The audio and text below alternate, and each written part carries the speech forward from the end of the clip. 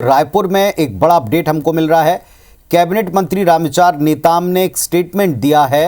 भूपेश बघेल के पास माल पानी ज्यादा है, तहखाने की चाबी भी भूपेश बघेल के पास है। पूर्व सीएम भूपेश बघेल ने उनके इस बयान का जवाब दिया, पलटवार किया। उन्होंने कहा, मेरी जितनी भी संपत्ति है वो पैतृक है, मैं अपनी पैतृक संपत्ति से ही राजनीति करता हूं। तहखाने की चाबी भाजपा के लोग रखते होंगे, पार्टी के कोषाध्यक्ष फंड इकट्ठा और खर्च करते हैं, ये कहना है भूपेश बघेल का। तो संपत्ति को लेकर वाद विवाद छिड़ गया है। रामविचार नेताम ने तंज कसा, भूपेश बघेल के पास खजाना है, चाबी उनके पास है, ये कहकर तंज कसा। तो भूपेश बघेल ने जवाब दिया, कहा कि जो कुछ संपत्ति है, राजनीति जिससे करता हूं वो पैतृक है।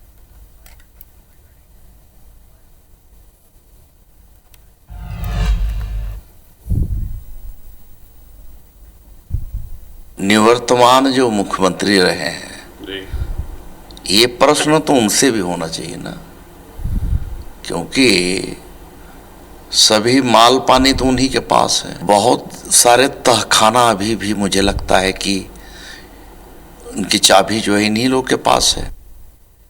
मेरे पास जितनी संपत्ति वो पैतृक संपत्ति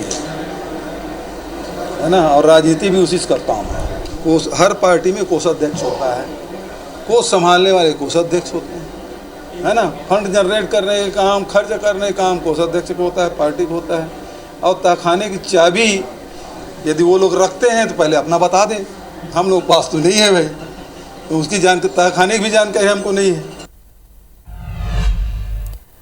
तो तहखाना कहकर तंज कसा, तो दूसरी तरफ जवाब आया कि तहखाना हमारे पास नहीं है, बाकी की जानकारी कोषाध्यक्ष के पास।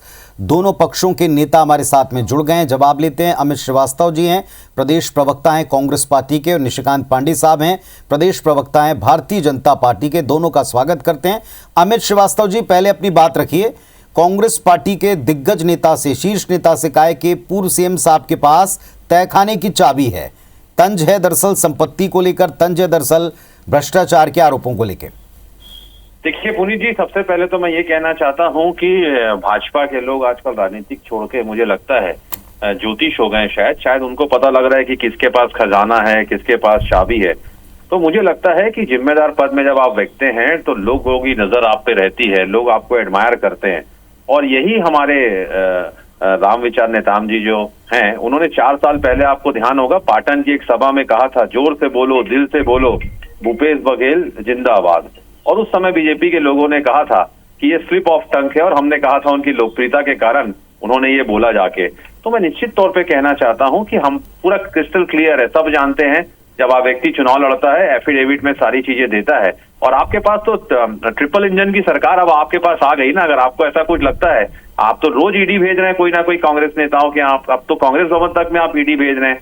तो इस देश में लोकतंत्र की जो हत्या निरंतर जारी है, और जिस प्रकार का कृत्य यहाँ पर बीजेपी के लोग कर रहे हैं, मुझे लगता है कि वो कहीं ना कहीं इस देश में और इस प्रदेश में खास करके प्रतिशोध और उत्पीड़न की राजनीति और एक प्रेशर पॉलिटिक्स करने का वो प्रयास कर रहे हैं। और जनता सारी चीजों को समझती है। और आपके पास, मैंने जैसा कहा, डबल इंजन की सरकार है। अगर आपको कुछ लगता है किसी के पास खजाना है, किसी के पास कुछ है, आप अमित जी, लेकिन अमित जी, आपको नहीं लगता, एक तरफ आप अभी भी अपने बयान में कह रहे हैं कि आपकी सरकार है, आप भेजिए एजेंसियों को, जांच करवाइए, मामले दर्ज कराइए। जब ऐसा होता है तो कहते हैं देखिए हमने हमारे मुख्यालय तक पर भेज दिया। जनता इस बात को समझ पाएगी कि आप कहना क्या चाह रहे हैं? देखिए, जनता बहुत समझदार है छत्तीसगढ़ की, और जनता लोकतंत्र में जनार्दन होती है पुनीत जी। और सब जानते हैं कि हमारा कांग्रेस भवन जो रहता है वो कार्यकर्ताओं के, हमारे छोटे छोटे एक कार्यकर्ता ने, किसी ने 10 रुपए दिया है, किसी ने 10,000 दिया है, किसी ने 1 लाख दिया है।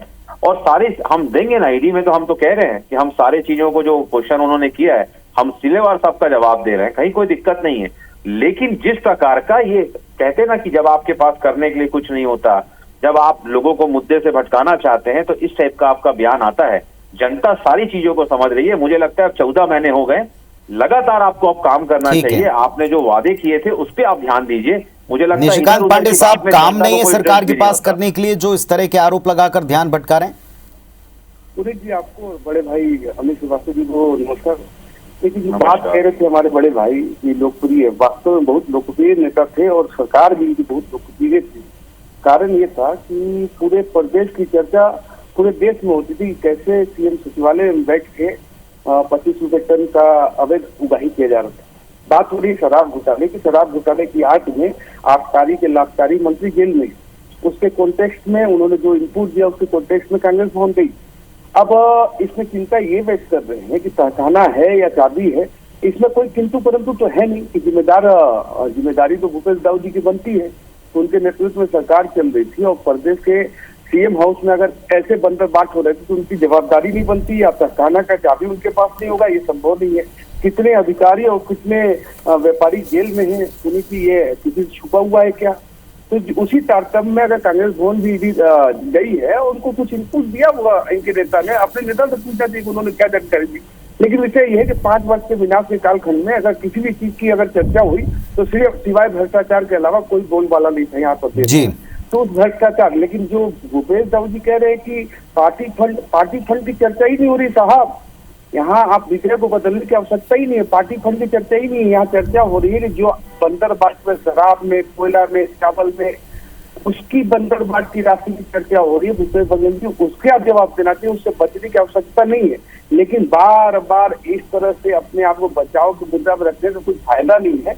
प्रदेश की जनता ने, चलिए खैर, उन्होंने भी एक तरह से अपना जवाब देते हुए कहा कि इस तरह की तहखाने की व्यवस्था यहाँ नहीं है और बाकी की जवाब कोषाध्यक्ष से लेना चाहिए। एक प्रेशर पॉलिटिक्स का इस्तेमाल करें और कहा कि वक्त नहीं होना चाहिए सरकार के पास विकास कार्यों को छोड़कर, जबकि वो इनमें टाइम। अब दोनों पक्षों के उत्तर जनता ने सुन लिए। अमित जी जो कह रहे थे बिल्कुल सही है, जनता जनार्दन है, आप भी कहते हैं जनता जनार्दन है। जनता के बीच में आप दोनों के जवाब। फिलहाल आप दोनों को धन्यवाद देता हूं, पक्ष रखे आपने। Thank you.